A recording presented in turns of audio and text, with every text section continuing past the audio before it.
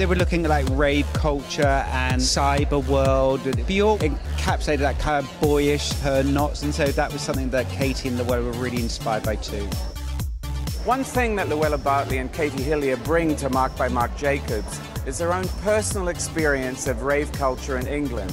The optimism, the idealism, the sense of community, they all combine to make their second collection for the label a thing of joy.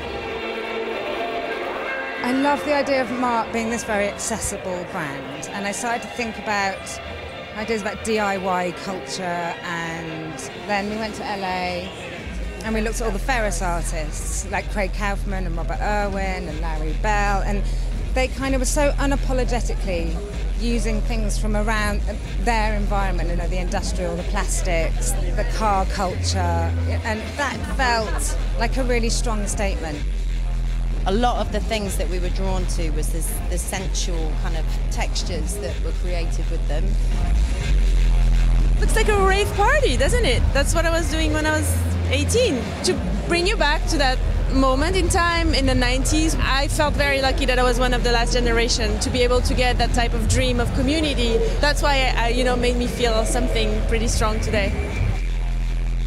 Luella and Katie are doing a fantastic job. They're nailing this sort of like cool new girl that's still Marc by Marc. It's supposed to be cool, this brand, and those girls know how to do that. Does a girl love latex?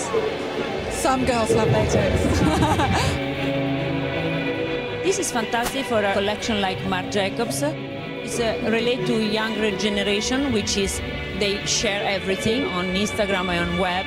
Then it's even more strong, the message, because if you don't share it, you're not part of this contemporary moment, which is now.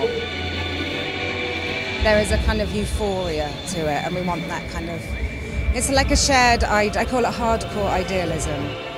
That everyone's part of the same gang.